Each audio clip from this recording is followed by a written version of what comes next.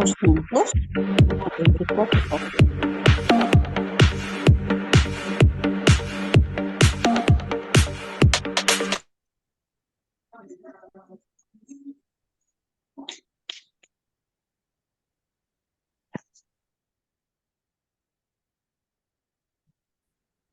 Hola a todos, buenas tardes, ¿me escuchan? Perfecto.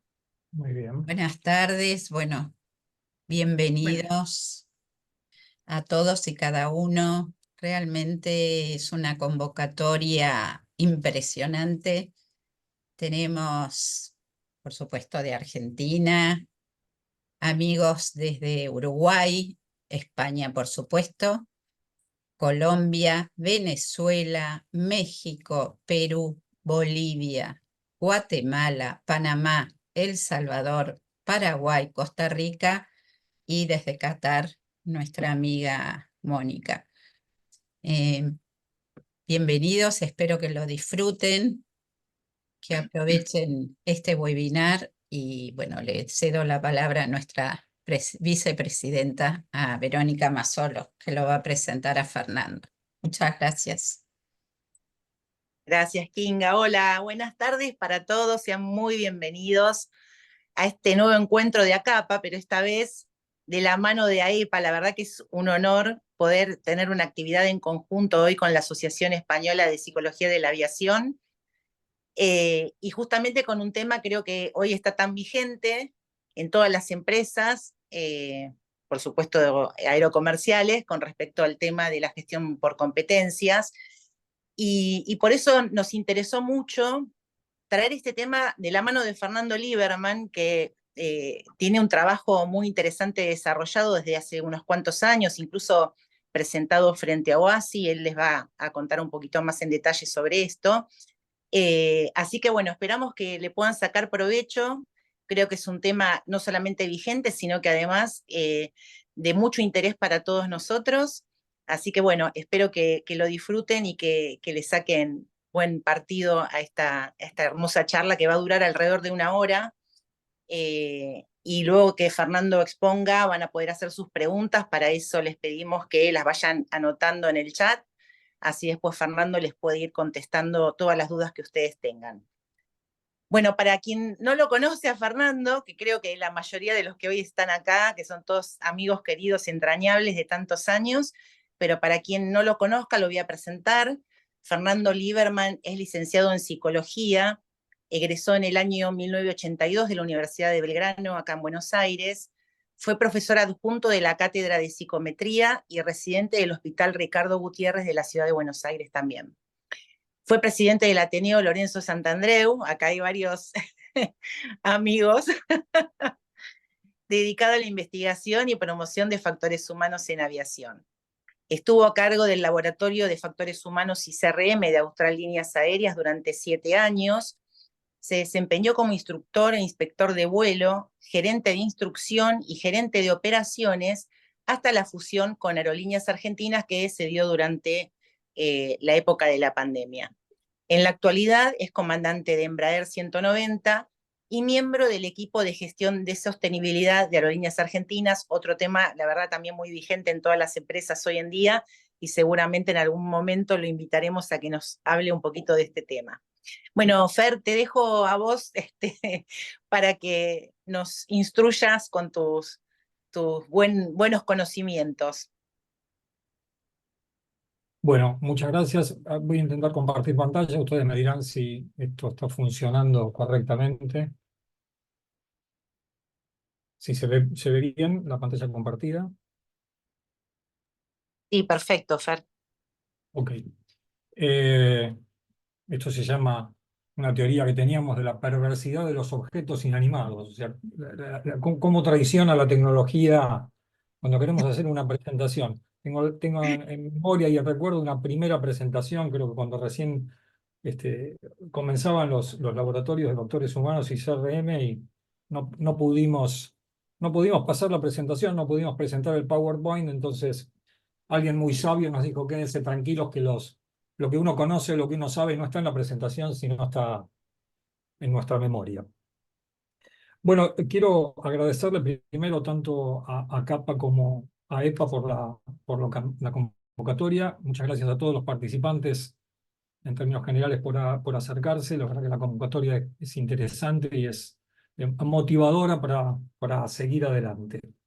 Algunos de ustedes, si estuvieron en la jornada 15 que se hizo en Madrid de AEPA, habrán escuchado por ahí en un tiempo un poco reducido parte de esta idea y de esta presentación. Así que seguramente ellos van a escuchar algo de lo mismo. No quiero detenerme más.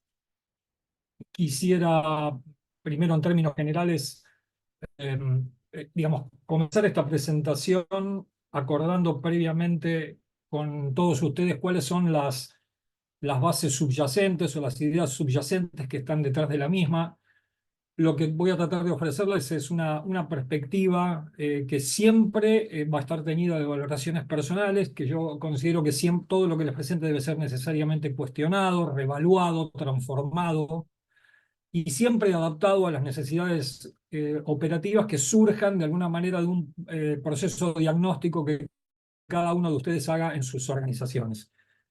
Los modelos de gestión, que es lo que vamos a ver ahora de competencias, a mi entender, están en las antípodas de ser un producto que tenga características enlatadas, que sea una receta de tipo universal, o una respuesta mágica que de alguna manera pueda comprometer la capacidad crítica de todos ustedes. Lo que van a escuchar ahora, en realidad, parte de un supuesto previo, que es, o sea, la hipótesis original es que yo tengo hace muchos años la creencia que los procesos de formación y de capacitación están un poco, hay un grado de deriva con respecto al avance tecnológico. Lo que vemos es que, y después voy a profundizar un poquito más sobre esto, pero lo que vemos es que tenemos un enorme avance tecnológico. El avance tecnológico va a ser aún más importante en los próximos tiempos, y sin embargo, de alguna manera u otra, seguimos capacitando como si operáramos equipos iguales a los de hace 30 o 40 años atrás. En esa deriva es que lo que debemos es encontrar nuevas herramientas. Esta no es más que una propuesta que surgió de un proceso de investigación que nosotros ya iniciamos en algunos tiempos en momentos que yo estaba en Austral. Así que nuevamente vuelvo a recalcar sobre esto. Esto no es una oferta de carácter universal que pueda aplicarse a todos lados, y me interesa más que vean los contenidos, es que vean cómo es el proceso para construir una herramienta de esta naturaleza. La herramienta se llama GATE, Gestión de Amenaza y Tratamiento del Error. Lo que yo quisiera es, en primera instancia, con ustedes, acordar compartir algunas definiciones que hay con respecto al error, y ver si podemos arrancar acordando una definición común. O sea,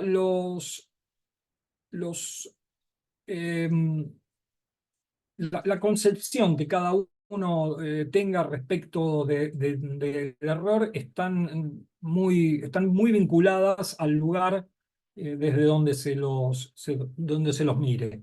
O sea, la visión del error va a estar siempre condicionada por el enfoque que uno tenga acerca del tema, y por lo tanto, cuando querramos desarrollar un modelo para la gestión y las amenazas y tratamiento del error, lo que va a requerir es la necesidad de tomar en cuenta siempre las particularidades del medio donde vayan a implementarse. Si yo tomo el concepto del diccionario de lo que es un error, el error es un concepto equivocado o un juicio falso. Desde el punto de vista legal, para el derecho, el error es un vicio del consentimiento que anula el acto jurídico si afecta lo esencial del mismo.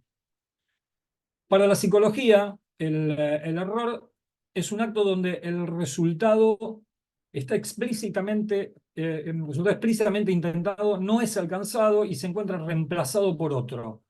Freud, como todos ustedes saben, demostró que los errores tienen carácter sintomático y que son siempre formaciones de compromiso entre la intención por realizar un acto y el rechazo que ésta genera a nivel inconsciente. Y finalmente, para nuestro medio, para la aviación, el error es la acción o la inacción que conduce a un desvío, nos conduce a un desvío de las prácticas estándares. O sea, todos sabemos y todos hemos definido oportunamente que el error puede ser hijo de una acción equivocada, pero también de una inacción.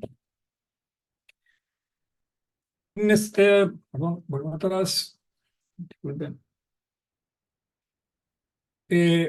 Intentemos de alguna manera acordar una definición que tenga un carácter genérico, que nos permita avanzar en el desarrollo de este modelo, y siempre y cuando, más allá de las definiciones, todos lo que comprendemos y sabemos sobre la complejidad, la ubicuidad y la inevitabilidad del error humano. Si partimos de estas bases, podemos afirmar entonces que el error es un término de carácter genérico que va a designar todas las ocasiones en las cuales una secuencia de la actividad mental o física no obtiene el resultado que se espera sin que éste sea atribuible a algún factor vinculado al azar. Es decir, que el error es un hermano del acierto y por lo tanto ambos son el resultado directo de nuestro desempeño. Entonces, bajo esta mirada, la pregunta que nos hacemos es: si el error es producto de nuestro desempeño, ¿cómo hacemos para mejorar de alguna manera de nuestro desempeño? ¿Qué hacemos? ¿Qué es lo que venimos haciendo hace muchos años y qué es lo que hacemos en general en el medio aeronáutico? Bueno, estamos acostumbrados a trabajar bajo la tutela de lo que son los sistemas de defensa, que en general todos apuntan a los mismos objetivos, o sea, comprensión y alerta, diseñar y renovar sistemas y procedimientos, proveer alarmas y advertencias, interponer barreras, contener y eliminar peligros y hasta, en todo caso, proveer de los medios de escape y rescate si fuera necesario. El último pilar de la cadena de capacitación nuestra, bueno, es cómo escapar de determinadas circunstancias que se plantean en el avión, incluso hasta evacuar el avión.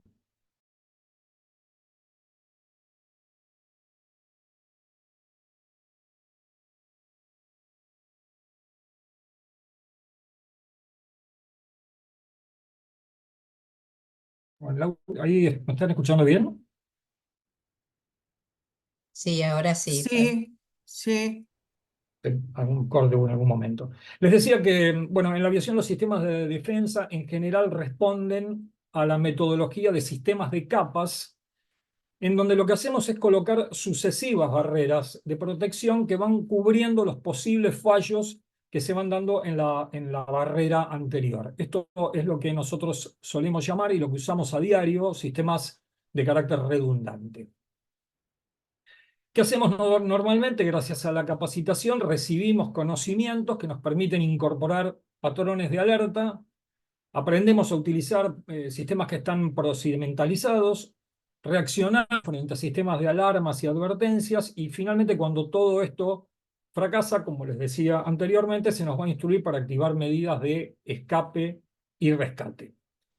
¿Qué pasa con estos modelos? Es que esta multiplicidad que vemos de superposiciones y mutuo sostén son son probables que sean efectivas frente a lo que son fallas sencillas que sean de carácter humano o de carácter técnico.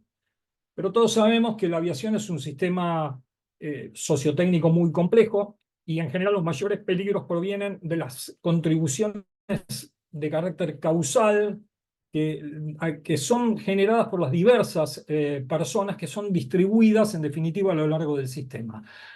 Por lo tanto, bajo ningún punto de vista estoy planteando que estos sistemas no funcionen o haya que suprimirlos. Creo que son sistemas que en general son necesarios, pero lo que uno empieza a ver cuando se mete en la casuística de los accidentes es que muchas veces no alcanzan a ser suficientes. O sea, los sistemas de defensa en capa son, a mi gusto, una especie de adelanto paradojal, ya que en definitiva cada defensa que yo termino interponiendo lo que hago es complejizar aún más el sistema y por lo tanto el sistema se encierra, se acota y limita al operador o que lo dirige.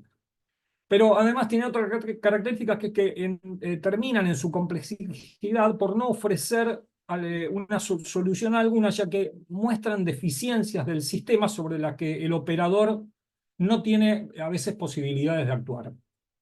Esto se ve claramente, o lo habrán visto claramente en los procesos de investigación de accidentes o incidentes, en cómo nosotros nos movemos en varios escenarios. Uno de esos escenarios es el de las reglas, que son nuestros procedimientos a los cuales accedemos a través de la QRH o del resto del material que nos provee el fabricante, pero muchas veces las cosas que están sucediendo no se adecuan o no coinciden exactamente con lo que este procedimiento que surge del sistema de defensas en capa nos ofrece como solución. Y por lo tanto es ahí donde debemos pasar al otro nivel, que es el nivel de los conocimientos, en donde entran lo que yo conozco, la construcción de mis propias experiencias, el intercambio y la gestión con el ambiente en el cual yo me estoy desarrollando, porque eso es lo que nos da la mejor capacidad diagnóstica y ahí podemos observar o rescatar técnicas para resolución.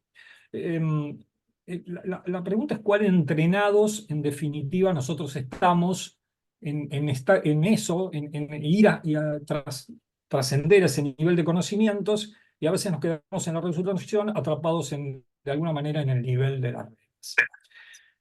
Miren, después de casi 7 años de trabajar en la capacitación de tripulantes de cabina y de pilotos, siempre preocupados por encontrar una propuesta superadora y seguramente influenciados por el enfoque que estamos teniendo en este momento en la época, decidimos que valía la pena incorporar un nuevo concepto, que es el concepto de competencias.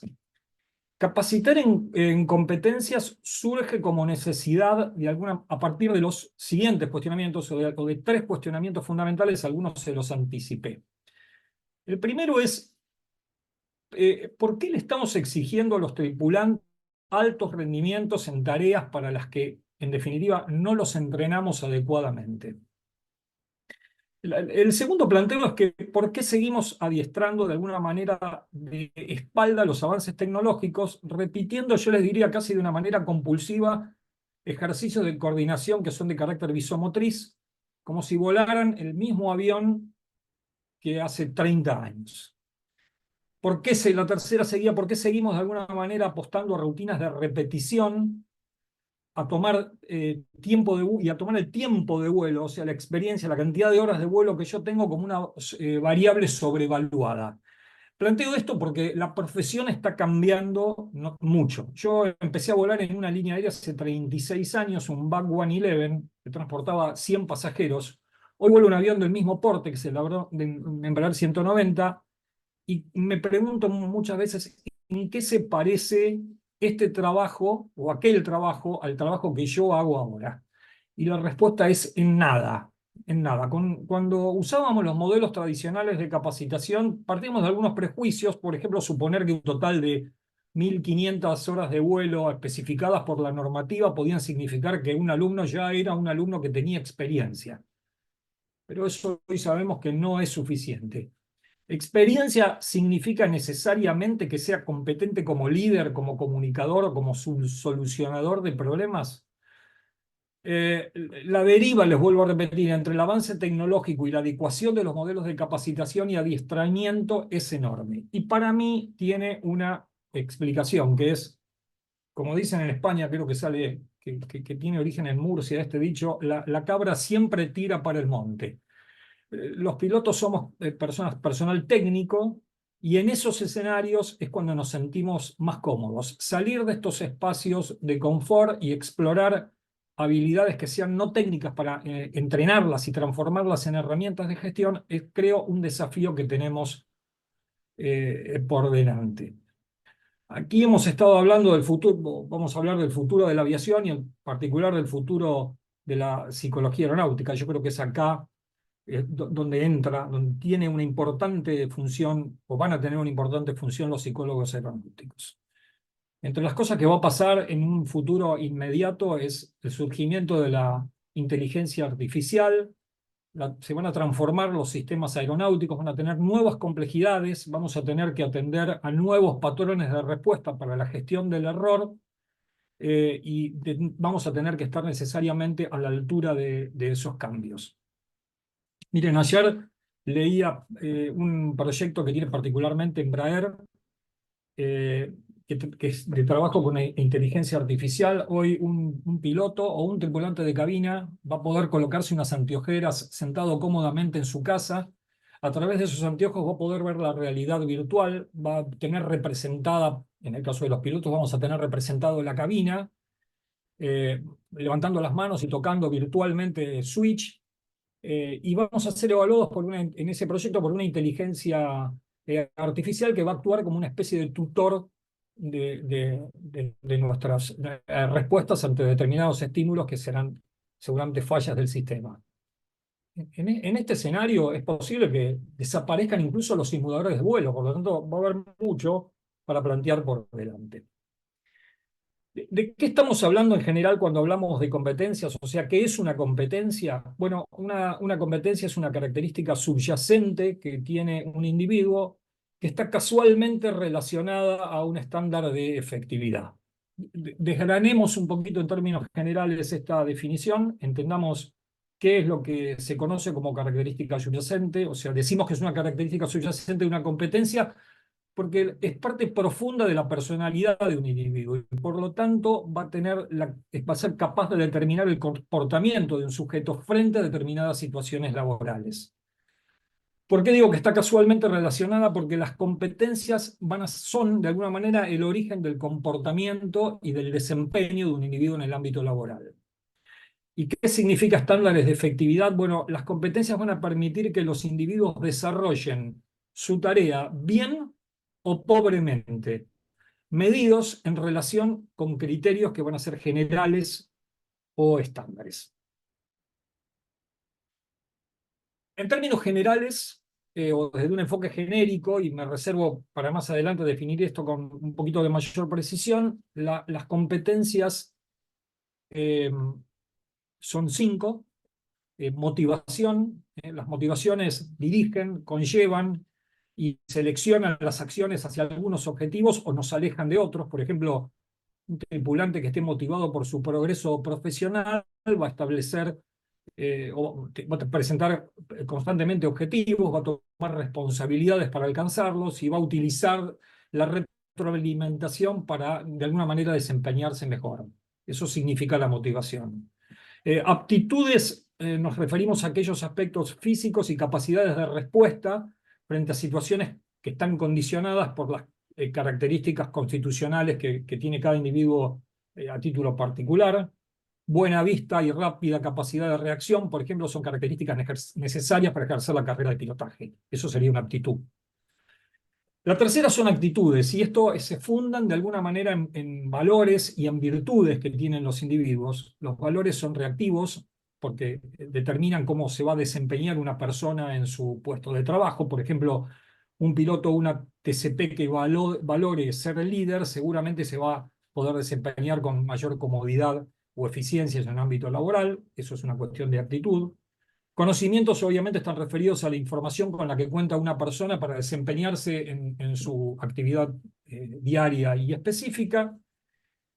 Y las habilidades son capacidades entrenadas para poder desarrollar una tarea tanto física y mental, o sea que las habilidades terminan siendo no otra cosa que destrezas. Hasta el advenimiento de lo que son los factores humanos en la aviación, el entrenamiento y la evaluación de los tripulantes estaba casi centrada exclusivamente en la información y en la destreza. Nosotros cuando íbamos al simulador, o nos tomaban chequeos en ruta, o nos hacían evaluaciones de carácter técnica, en realidad lo que medíamos solamente eran competencias que eran fáciles de detectar y de desarrollar, con mucho acento en todo lo que era coordinación visomotriz. ¿Cuál era el principio de alguna manera evaluatorio del rendimiento de quién era el mejor piloto y quién era el mejor tripulante?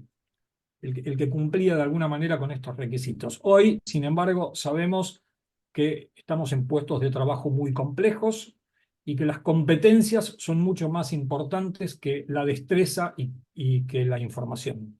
¿No? Obviamente no descarto que esos valores como partícipes necesarios, pero las competencias, recalco a mi gusto, son mucho más importantes. Sobre la base de todos estos conceptos que hasta acá son de carácter teórico, es que yo creo que debemos desarrollar de alguna manera nuevas herramientas, porque lo que estábamos haciendo hasta ahora, o lo que hacemos hasta ahora, evaluar habilidades y conocimientos, no sirve exclusivamente para detectar el desempeño laboral, ya que el conocimiento y las habilidades no pueden medirse de la misma forma en un juego de simulación que en un puesto de trabajo. La hipótesis con la que empezamos a trabajar es que la capacitación, aún, como les dije al principio, no está formada en línea con el desarrollo tecnológico, que en algún sentido seguimos entrenándonos exageradamente en habilidades, o sea, destrezas, que nos falta capacitación en factores humanos, y es ahí donde, como les dije hace un rato, es donde creo que entra la psicología aeronáutica, porque desde mi propia perspectiva técnica, les digo que la cabra siempre tira al monte, y también a mí, en momentos que me desarrollaba como instructor, me sucedió, era más fácil o me generaba más serenidad ajustarme al sílabus de un simulador, tratando de cumplir rigurosamente, digamos, con esos niveles de entrenamiento, y al principio no darnos cuenta que estábamos tratando con personas o con individuos. Y esto se resuelve de alguna manera con capacitación y con mayor formación profesional en factores humanos. Creo que el tema factores humanos, si bien avanzado mucho, debería empezar desde los orígenes de la formación de un piloto o de un tripulante. En el aeroclub, realizando la capacitación inicial. Bueno, cuando se nos instruye en general, se nos capacita desde las técnicas entonces tradicionales, podemos acordar que lo que estamos fortaleciendo de alguna manera son competencias técnicas. Pero las competencias necesarias para desarrollarnos de manera exitosa tienen que exceder este marco y abordar lo que a partir de acá vamos a llamar competencias de gestión. A partir de ahora vamos a hablar solamente de competencias de gestión, ya que vamos a descontar de alguna manera el alto grado de capacitación con la que todos los tripulantes tenemos desde el punto de vista teórico. ¿Qué hicimos? A ver si puedo quitar esto.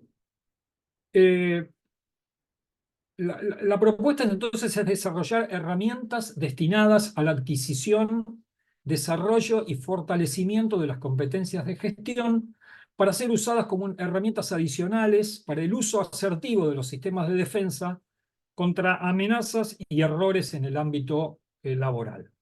GATE, Gestión de Amenazas y Tratamiento del Error, es un modelo que desarrollamos en su oportunidad en Austral. Es solamente un ejemplo. Quiero mostrarles lo que hicimos nosotros, y vuelvo también a hacer hincapié en esto, que es lo importante, es que entiendan cómo se construye esta herramienta, más que vean los contenidos de esta herramienta, que fueron específicos para una empresa en general. El GATE, como lo van a ver ahora, puede cumplir muchas funciones. Entre ellas puede al principio trabajarse como una herramienta de autoevaluación.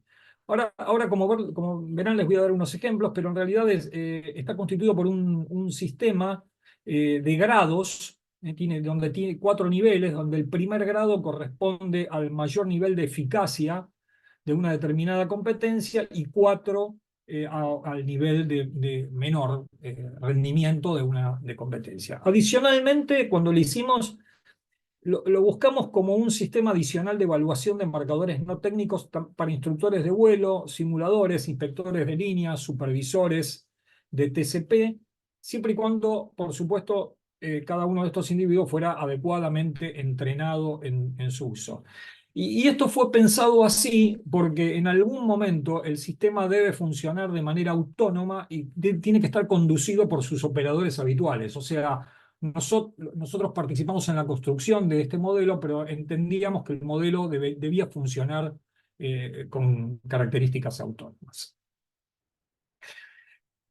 El modelo Gate lo que va a distinguir va a ser una diferencia entre amenazas y errores. La idea es descubrir sus fuentes, recomienda la adquisición de competencias genéricas y específicas para su gestión en el primer caso y para tratamiento en el segundo, y nos obliga de alguna manera, por definición, a distinguir amenazas de los errores. Lo que nos parecía novedoso del Gate en su momento, que era a diferencia de otros modelos desarrollados por la industria, es que todos empiecen a incorporar la idea de la existencia del riesgo interno.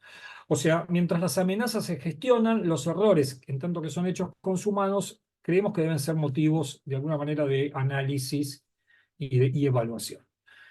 Existen dos tipos de competencias en términos generales y que fueron peinadas cuando se desarrolló el modelo. Una son las competencias de carácter general, que son todas aquellas que son las relevantes a la organización en general. Son aquellas en que la organización desea que todos los miembros de la organización cuenten con ella.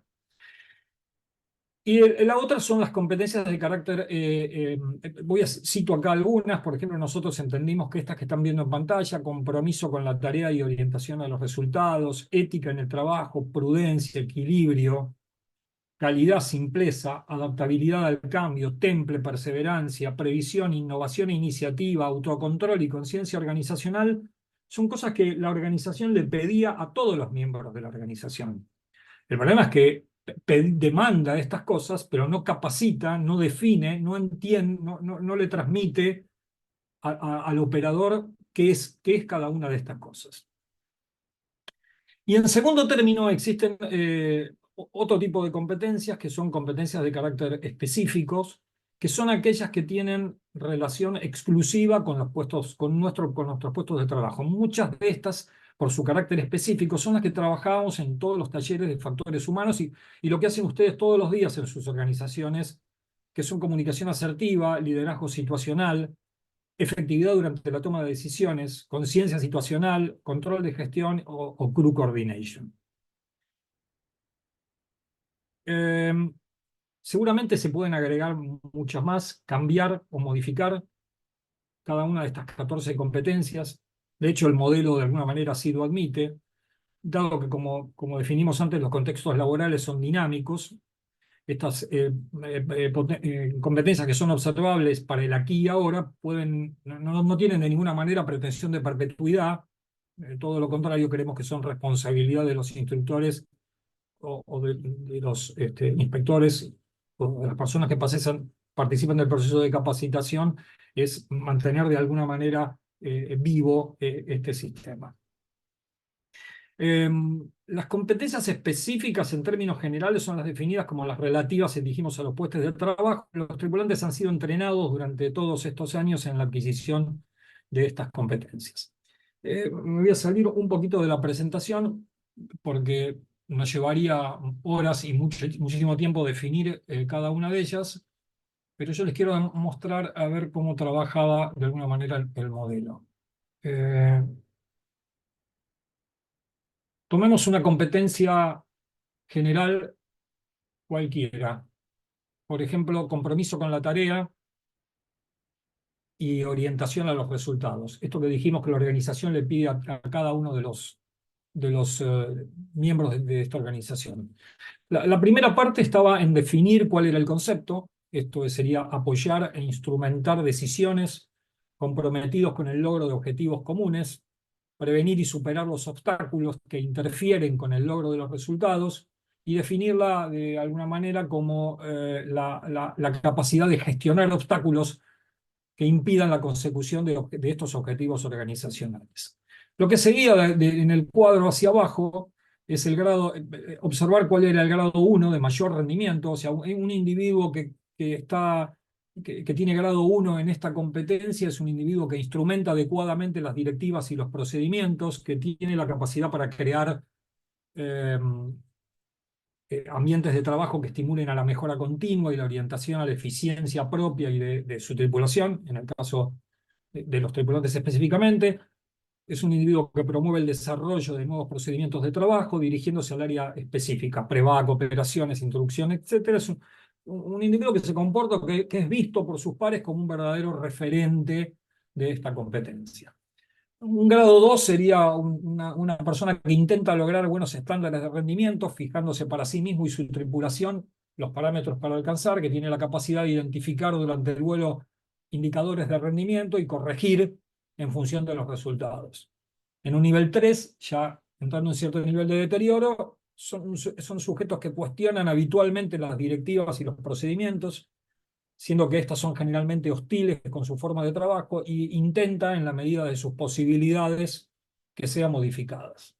Y en el último grado digamos, deterioro de esta competencia, se encuentra un sujeto que trabaja en función de sus propios valores, tienen algunas o muchas normas y procedimientos que tienen características propias, que trabaja exclusivamente basado en su experiencia y que pretende de alguna manera que todos sus seguidores trabajen siguiendo estos códigos. Esto en cuanto a una competencia general. Vamos a mirar ahora, si me permiten, cómo se daba esto en una competencia específica.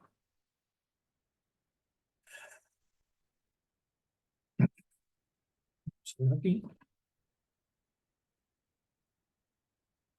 Bueno, control de gestión, por ejemplo, una de las 7 que vimos o que definimos en su momento. ¿Qué es control de gestión? Bueno, es la capacidad de gestionar y es una competencia que nos habilita a distribuir los recursos disponibles siempre cumpliendo con los principios de eficiencia y economía.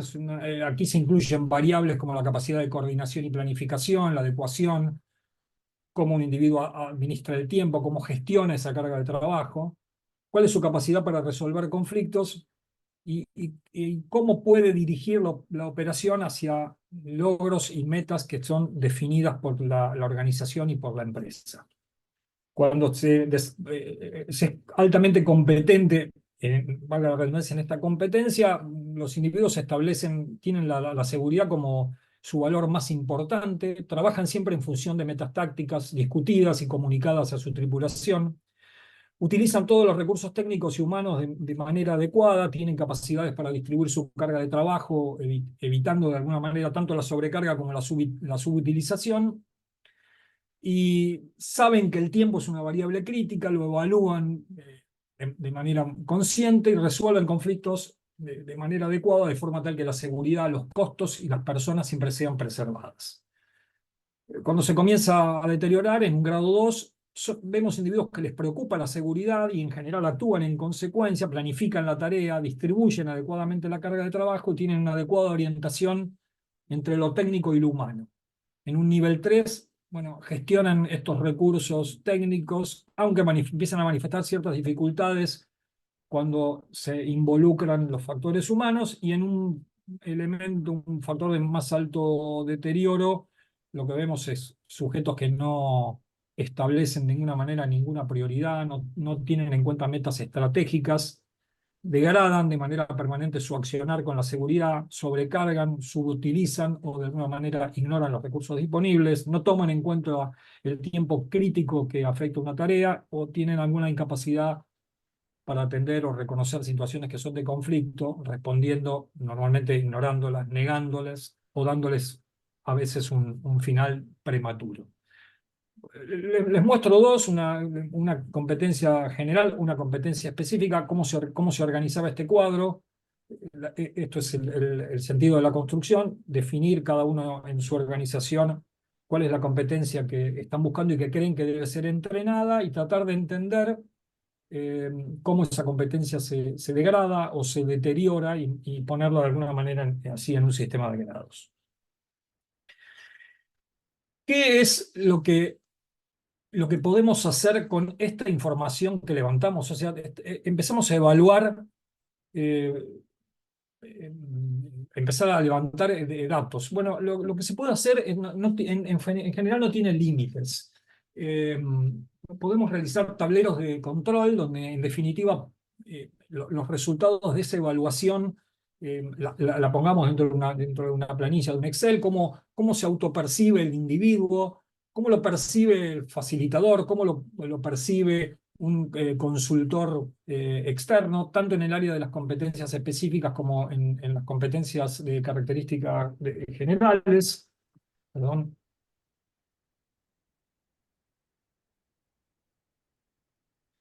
Esto, por supuesto, se puede trasladar a tableros de dispersión.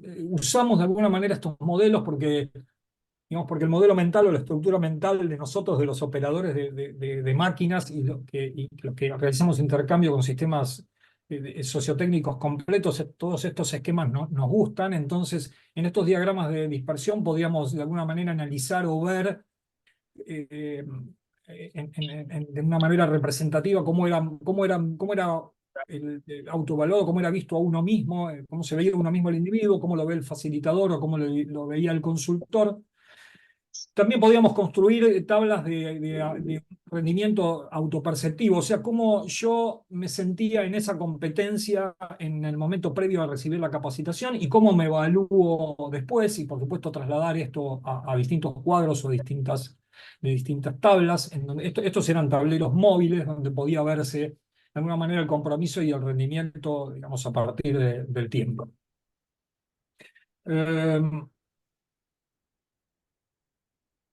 También, por supuesto, podía verse el rendimiento de los individuos, tanto en la autoevaluación como en la evaluación por parte de los capacitadores a medida que sucedía, que iban transcurriendo los años. Y la otra capacidad que entendimos que podía tener, que tiene un sistema de gestión por competencias, es que una vez que yo levanto estos resultados, tengo un buen proceso diagnóstico realizado previamente y esto me permitía construir la currícula de la capacitación para el año siguiente. Este es un valor que desconozco cómo será en las organizaciones de ustedes, pero que muchas veces se había de alguna manera perdido. O sea, sabíamos que si un año hablábamos de conciencia situacional, el año siguiente había que hablar de comunicación asertiva, pero por ahí muy arraigados a las definiciones establecidas por la reglamentación, pero poco a la organización y al escenario donde estábamos. Esto, en términos generales, este cuadro está hecho para que, y a título para darle cierre a esto, que lo que quiero plantear es la necesidad de hacer una transición entre lo que es el entrenamiento tradicional y lo que es el entrenamiento basado en competencias. Hay muchas cosas que tienen que cambiar. En el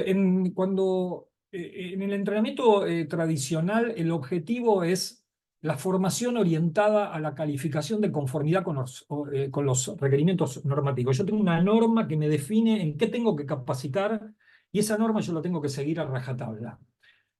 Cuando pasamos a los sistemas de entrenamientos basados en competencia, el objetivo cambia porque la formación tiene carácter integral. Está centrada en los resultados y el objetivo general es que proporcionarle a los participantes, a los alumnos en este caso, competencias necesarias para alcanzar algunos niveles que son predecibles y que están prescritos en las operaciones de vuelo, que son el resultado de lo que levantamos en el proceso diagnóstico.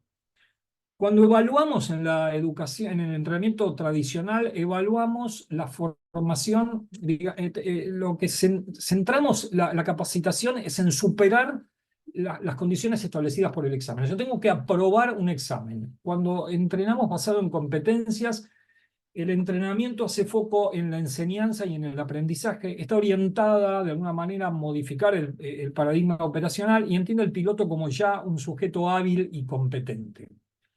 ¿Cómo diseñamos un curso de entrenamiento tradicional? Bueno, en términos cuantitativos, donde lo que se requieren es horas de estudio y práctica bajo el formato de tareas de repetición. Cuando vamos a un modelo de gestión por competencias, si bien por supuesto el entrenamiento tiene que desarrollarse en términos cuantitativos, también se desarrolla en términos cualitativos. Lo que les planteé antes, el diseño de las currículas está basado en las necesidades del individuo y su particular entorno laboral que van a surgir del diagnóstico previo. ¿Cómo se estructura un curso en el entrenamiento adicional? Bueno, tiene un sílabus con tareas que están definidas y se lleva de conformidad a ese sílabus. Cuando entreno basado en competencias, las competencias definidas en la evaluación diagnóstica se incluyen en la actividad de formación y por lo tanto el modelo de competencias con el tiempo comienza a evolucionar en tanto y en cuanto esas competencias se van ampliando. o se van alcanzando en su más alto grado de rendimiento. ¿Cómo evoluciona el entrenamiento tradicional? Bueno, los cambios en el entrenamiento responden a actualizaciones de reglamentación. O sea, si la autoridad aeronáutica no cambia o no evoluciona, los sistemas de entrenamiento tradicional mueren. Aquí tiene que participar o el fabricante de una aeronave y la validación de la autoridad aeronáutica. Si no, no hay modificación de los procesos.